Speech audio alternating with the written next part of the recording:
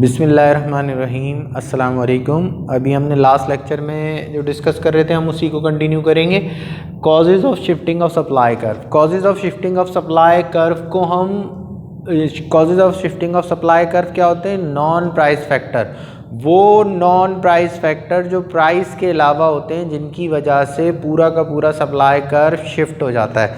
इसको समझने के लिए आप ये देख लो कि प्राइस फैक्टर की वजह से क्या होता है। प्राइस फैक्टर की वजह से ये होता है कि ये हमारा एक्स एक्सिस है, ये हमारा वाई एक्सिस है, और अगर सेम प्राइस पर पूरा सेम प्राइस पर चेंज हो जाए तो उसको शिफ्ट कहते हैं। बट अगर प्राइस के चेंज की वजह से क्वांटिटी सप्लाई चेंज हो रही है, अगर प्राइस के चेंज की वजह से क्वांटिटी सप्लाई, यानी कि हमने इसको ए पॉइंट बोला, इसको बी पॉइंट बोला, ये प्राइस जब इतनी इंक्रीज हुई तो सप्लाई इतनी इंक्रीज हुई, यहाँ से यहाँ चले जाना, अभी हमने लास्ट टाइम डिस्कस किया था, इसको बोलते हैं एक्सटेंशन।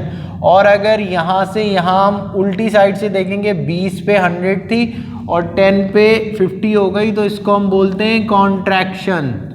बात क्लियर है? ये होता है ड्यू टू चेंजिंग। ये जो ए से बी पॉइंट और बी से ए पॉइंट आ रहा है, ये क्यों हो रहा है? ये ड्यू टू प्राइस की चेंज की वजह से हो रहा है। But shifting of supply curve, इसको बोलते हैं चेंज इन क्वांटिटी सप्लाई। इसको क्या बोलते हैं? ऊपर वाले को चेंज इन क्वांटिटी सप्लाई, और इसको हम क्या बोलते हैं? Change in supply. Change in supply क्यों होती है? चेंज इन सप्लाई होती है due to non price factor. अब वो नॉन प्राइस फैक्टर क्या है? वो नॉन प्राइस फैक्टर जिनकी वजह से पूरा का पूरा सप्लाई कर्व आपका शिफ्ट हो जाता है। लाइक मैं बोलूं कि आपका ये एक सप्लाई कर्व है, ठीक है, इस पर आप क्या कर रहे थे? जब आपकी प्राइस 10 थी तो आप 100 यूनिट प्रोड्यूसर मार्केट में ला रहा था, ठीक है। अब ये नॉन प्राइस फैक्टर कॉज हुए, लाइक कॉस्ट ऑफ प्रोडक्शन आपकी कम हो गई। अगर आपकी कॉस्ट ऑफ प्रोडक्शन कम हो जाएगी, हमने बोला अभी कॉस्ट थी किसी यूनिट की 100 रुपीज, क्लियर है, और उसकी सेलिंग प्राइस थी 150, तो प्रोड्यूसर को कितना प्रॉफिट मिल रहा था? प्रोड्यूसर को प्रॉफिट पर यूनिट मिल रहा था 50 रुपए। अगर वो पर यूनिट 50 रुपए मिल रहा था तो सपोज कर लो कि वो 100 यूनिट मार्केट में लेकर आ रहा था, मगर कॉस्ट ऑफ प्रोडक्शन कम हो गई। कॉस्ट ऑफ प्रोडक्शन कम हो गई, अब उसको वो यूनिट पड़ रहा है 80 रुपए कॉस्ट आ रही है, सेलिंग प्राइस चेंज नहीं हुई, वही 150 है, तो अब उसको कितने रुपीस प्रॉफिट आ रहा है? 70। तो वो ये सेम प्राइस पे ही ज्यादा यूनिट मार्केट में सप्लाई करेगा। जब सेम प्राइस पे ही ज्यादा यूनिट मार्केट में सप्लाई करेगा तो पूरा का पूरा सप्लाई कर्व शिफ्ट हो जाएगा। इसको कहते हैं राइज। इसको क्या कहते हैं? यहां से यहां चले जाना, ये एस है, इसको हम S1 कह दें। ये जो शिफ्ट हो गया इसको हम क्या कहते हैं? Rise in supply. Rise in supply कब होगा? ये जो यहां पर जब प्राइस के चेंज की वजह से आप सेम सप्लाई कर्व पे अपवर्ड होते हैं तो एक्सटेंशन कहते हैं, नीचे की तरफ आते हैं तो कॉन्ट्रैक्शन कहते हैं। मगर जब प्राइस सेम रहे और क्वांटिटी सप्लाई बढ़ जाए, जब प्राइस सेम रहे और क्वांटिटी सप्लाई बढ़ जाए तो वो किन फैक्टर की वजह से बढ़ती हैं? वो इन फैक्टर की वजह से बढ़ती हैं। वो फैक्टर क्या है? कॉस्ट ऑफ प्रोडक्शन अगर कम हो जाए, अगर कॉस्ट ऑफ प्रोडक्शन कम हो जाएगी तो पूरा का पूरा सप्लाई कर्व कहाँ हो जाएगा? राइटवर्ड। इसको क्या कहते हैं? राइटवर्ड शिफ्ट हो जाएगा। क्लियर है? यहां से यहां होना, राइटवर्ड शिफ्ट होना है। राइटवर्ड कब शिफ्ट होगा पूरा का पूरा सप्लाई कर्व? जब कॉस्ट ऑफ प्रोडक्शन कम हो जाएगी, फॉल हो जाएगी। दूसरी बात, क्लाइमेट इज फेवरेबल। अगर एग्रीकल्चर या हम बात करें तो उसका क्लाइमेट फेवरेबल होगा, वक्त पे बारिशें होंगी, उसकी फसल की क्रॉप बेहतर होगी तो मार्केट में सप्लाई भी बढ़ेगी। अगर क्लाइमेट फेवरेबल होगा तो सेम प्राइस पे पूरा का पूरा सप्लाई का राइटवर्ड शिफ्ट हो जाएगा। क्लियर है?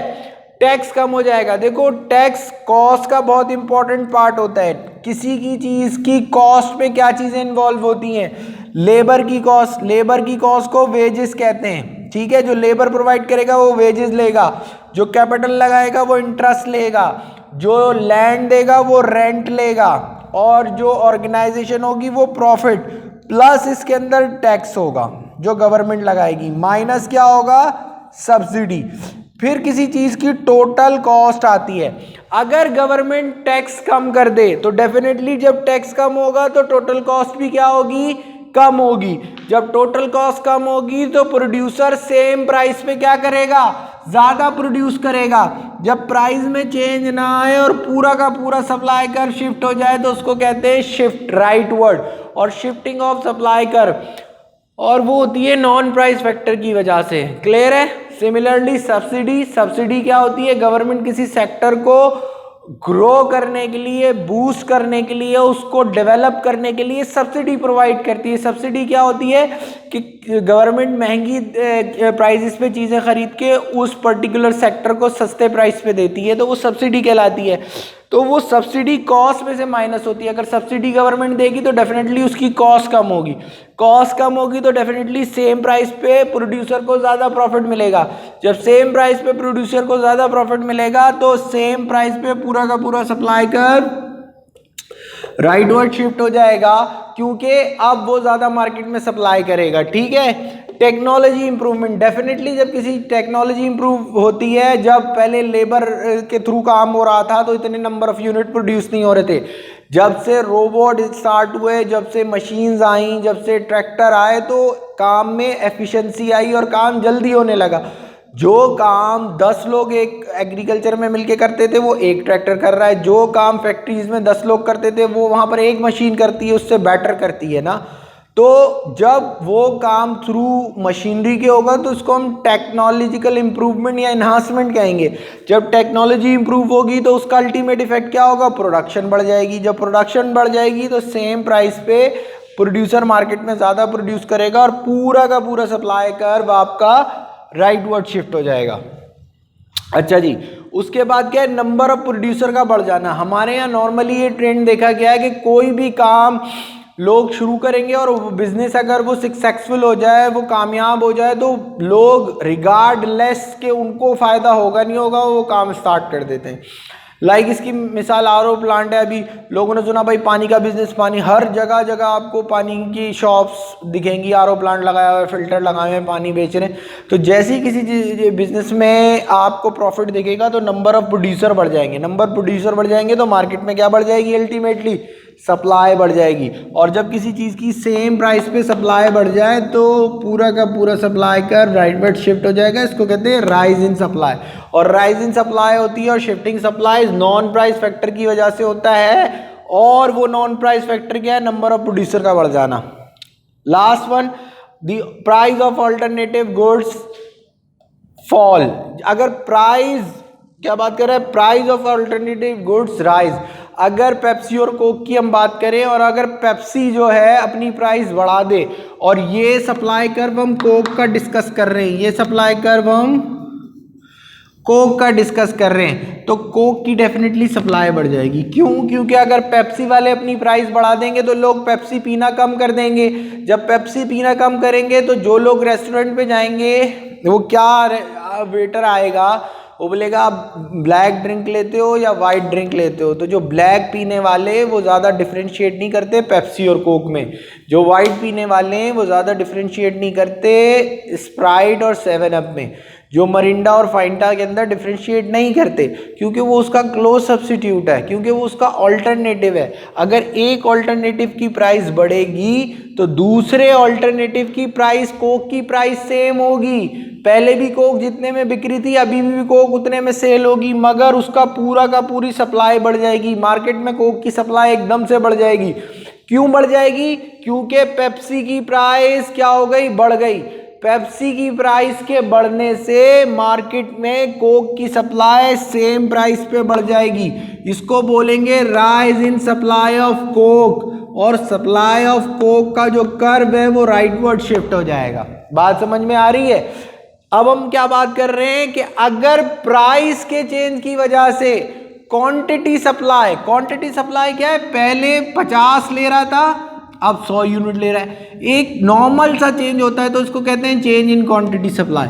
और जब सेम प्राइस पे एक बड़ा चेंज मार्केट में आ जाता है तो उसको कहते हैं shifting in supply curve. Shifting in supply curve होता है नॉन प्राइस फैक्टर्स की वजह से, और जबकि हम क्या बात कर रहे हैं, और जो मूवमेंट ऑफ सप्लाई कर्व होता है वो प्राइस फैक्टर की वजह से। अगर तमाम नॉन प्राइस फैक्टर सेम रहें, climate, tax, subsidy, price of substitute goods और कॉस्ट ऑफ प्रोडक्शन, टैक्सेस, ये सब चीजें सेम रहें, ये जब चीजें सेम रहें और प्राइस की चेंज की वजह से क्वांटिटी सप्लाई में चेंज आए तो इसको कहते हैं change in supply quantity supply, और वो along the same supply curve rise, extension और कॉन्ट्रैक्शन होती है। और जब प्राइस सेम रहे, अदर फैक्टर चेंज हो जाए, नॉन प्राइस फैक्टर चेंज हो जाए, उनकी वजह से चेंज आता है तो सेम प्राइस पे सप्लाई बढ़ जाती है, उसको राइस कहते हैं, राइट वर्ड शिफ्ट हो जाता है। ठीक है, इस लेक्चर में हमने राइस को समझा है। नेक्स्ट लेक्चर में इंशाल्लाह हम समझेंगे fall in supply. Fall in supply हम समझेंगे और इंशाल्लाह इसको यहीं से कंटिन्यू करेंगे। Thank you so much. अस्सलाम वालेकुम।